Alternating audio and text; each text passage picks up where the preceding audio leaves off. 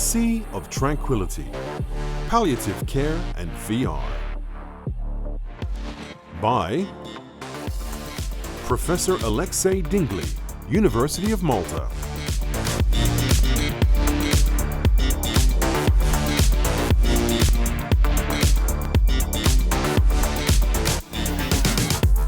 Hi everyone, I'm Alexiei Dingli, I'm from the University of Malta, and I'll be talking about our project called Morpheus. Morpheus is a project which we started on pain avoidance. It's a project by the University of Malta, and it is funded by the �W𝐞𝐝 Foundation. It's practically as well the work of my student, 𝐂𝐿𝐴-𝐲𝐬𝐿, who's also here. So how did Morpheus start? Essentially, it started through another conference. The conference was actually in Stanford, and I was there to present another VR product. The product per se was, it was something related to autism. It was called, in fact, Autism VR. The idea behind Autism VR was to give people that use the VR an idea of what these children would go through.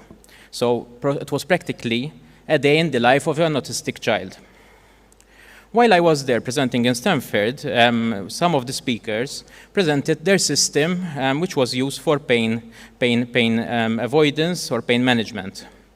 And while thinking about this project, which was rather fascinating because, you know, VR now can actually change how people feel as well, I thought, listen, maybe we can do something better than this. And that is how this project came about. So let me tell you a little bit about pain. Probably I'm not the best person to explain this, but I'm sure you know more than me because I'm a computer scientist. But I'll go for the easier version, and if I do some mistakes, please forgive me. So if I have some sort of pain in my hand, all right, if it's burning or whatever, so there's a signal which goes straight to my brain, okay, and it's telling me that, you know, I have pain somewhere. And of course, my brain interprets that pain. It could be that, you know, for me it's maybe a 5, for others it might be a 6. It depends really on the person. But something interesting is that with distraction therapy, you can somehow get the brain to think about something else and forget, at least for a little bit, about that pain as well. So that is the idea behind the project. The idea is to make use of distraction therapy. We help patients cope with painful or difficult procedures, take the patient's minds off the procedure into something else, and this is considered as being rather effective. Of course, this is not something we invented, as you all know, so there are loads of distraction therapy. But the nice thing about VR is that VR offers what is known as total immersion. Now you are immersed totally in a virtual world. And that is where the power of VR really comes about, because your brain is practically forgetting about the pain which you're feeling.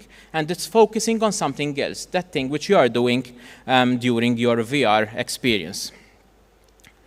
Why distraction therapy? There are many benefits. First of all, it's fun. And you can imagine when you're doing distraction therapy in VR, it's much more fun than other means as well. It can be cheap as well, so there are different things which you can do to distract yourself. So there are the cheapest and the more expensive. In our case, the app which I'll be showing later on will be available free from next week. We've already done a number of trials as well, and it works pretty well.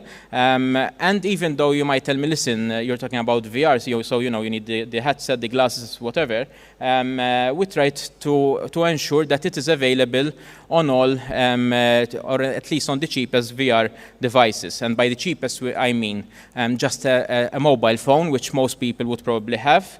Of course, it has to be one of the latest phones, and the VR headsets. And if you go for something like the Google Cardboard, it only costs a few euros, so nothing which will break the bank.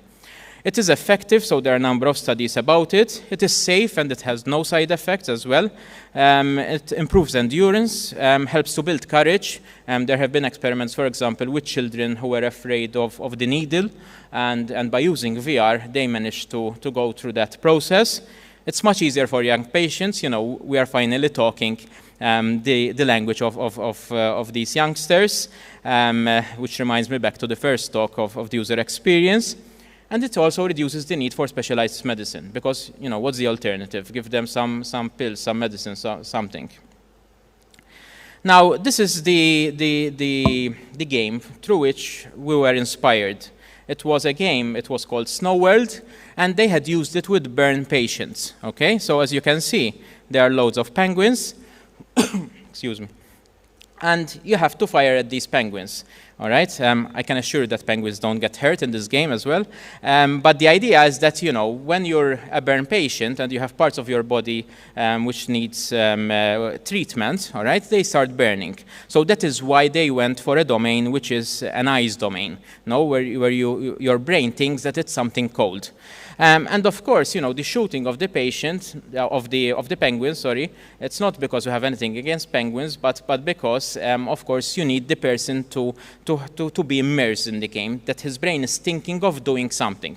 As I said, this is the work of the University of Washington, and through this work, we kept on building on top of this work. So, our project, we wanted to create a system capable of fulfilling the role of safe tools that can reduce patients' pain, as I explained earlier. We wanted to generate synthetic biosignals, and I'll explain why we went for this route and what they are. All right, and implement an evolutionary federated effective computing. That part is to make it sound complex, okay?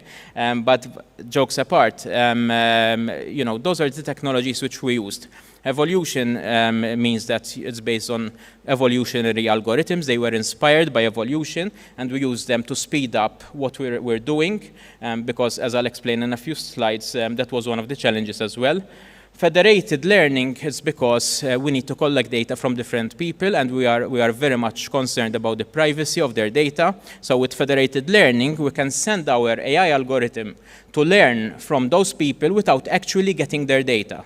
Okay, so we never touch their data, we never store their data, it's never on our servers, but our AI will learn from that experience and then come back. And effective computing, which simply means that, in this case, the person is in the loop. So the person is going through the experience, but the person is an effective part of the entire loop, which I'll explain in a second. So this is essentially what happens. So you get a patient playing with VR. It's a normal VR world. I'll show it to you in the next slide, and he's having fun. Then what we're doing is that we're getting feedback from the person. That's why I said the person is in the loop, okay? And how do we get feedback? So essentially, we use our smartwatches, all right? We get bioinformation from the smartwatches, and through the smartwatches, we can identify whether the person is, for example, having fun, whether the person is getting bored, all right? And that goes to the AI. So then the AI can make a decision. Listen, if the person is getting bored, let's pump up the experience. If he's maybe too excited, let's reduce it a little bit.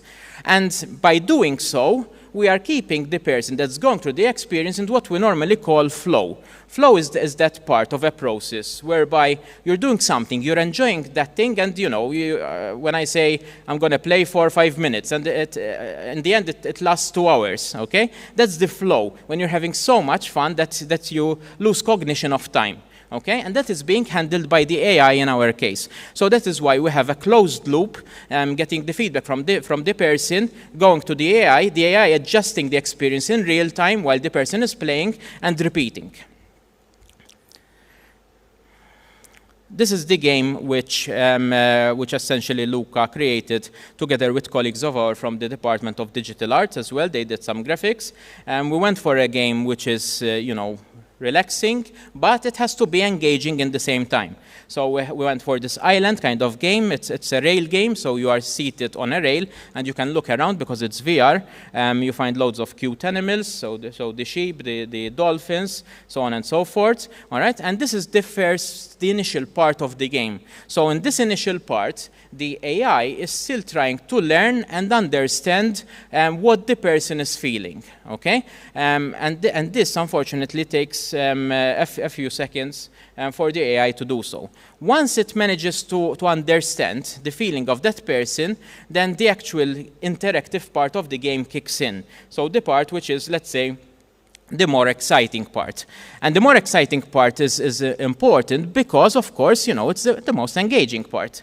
So through this part, the patient is really engaged as part of the game. So you see there the crossfire, and there are a number of stars, and he has to catch those stars. He's looking around, trying to catch those stars. So that's the exciting part of the game, and it's really effective because we tried it, of course, with a number of patients and adults and other children as well. And as you can see, we avoided killing penguins in this game as well. So, why challenging? As I mentioned earlier, for us to understand what the child is feeling, it would take us a number of minutes. And on average, it was between 2 to 4 minutes. One of the reasons was because we had to read the heart rate variability, which had a 30 seconds interval. We had to read the beats per minute, so 60 seconds interval in that case. And of course, you realize that when you are in VR, a VR experience never takes a long period of time because, you know, VR unfortunately still has its problematics, and you can't stay with the goggle for more than 5-10 minutes. So we had to reduce that 4 minutes as much as possible, as least as possible. So what we did was that we tried to gather as much information as we could from the patients who actually played the game. But we went something beyond that, and we said, listen, can we create, you know, virtual patients that give us that data? I think Stefan mentioned it earlier. And we created these virtual patients. So these virtual patients gave us new data points, and in fact, we refer to them as synthetic data. So as you can see, the data on the left is the real data, while the data on the right is the synthetic data created by the AI. And of course, you know, we validated that data. We also created a new classifier to try to identify which is the real data and which is the synthetic data. And our classifier did not manage to distinguish between the two because, as you can see with your naked eye, they're pretty much very similar. And like that, we managed to reduce even further the time we needed to actually start the experience. So,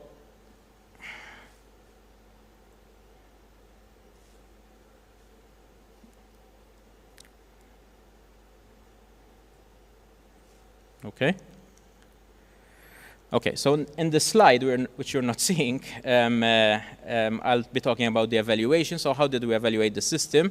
So there's a first level of evaluation, which was dealing with the choice of the game. All right, so how did we choose the game? Why did we go for a rail game? Why didn't we go for something else? What we did was we got a number of children.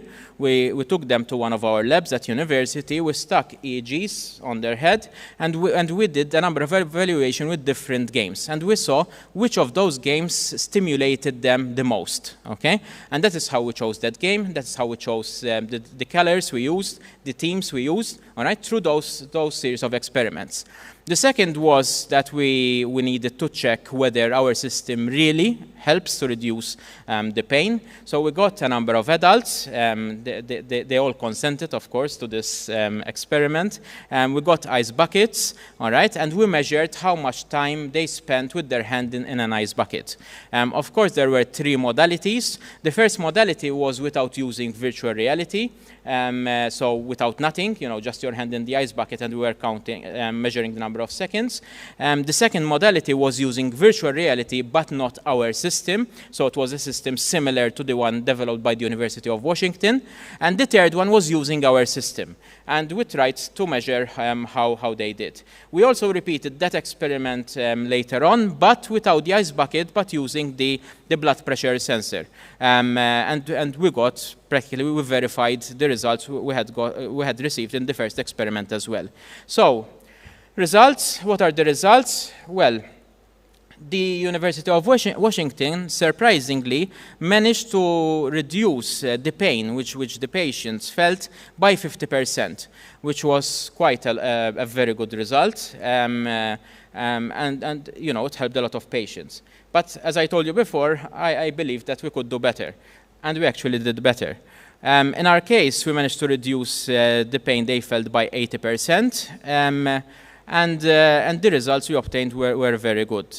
We had patients as well that tried it, especially small children.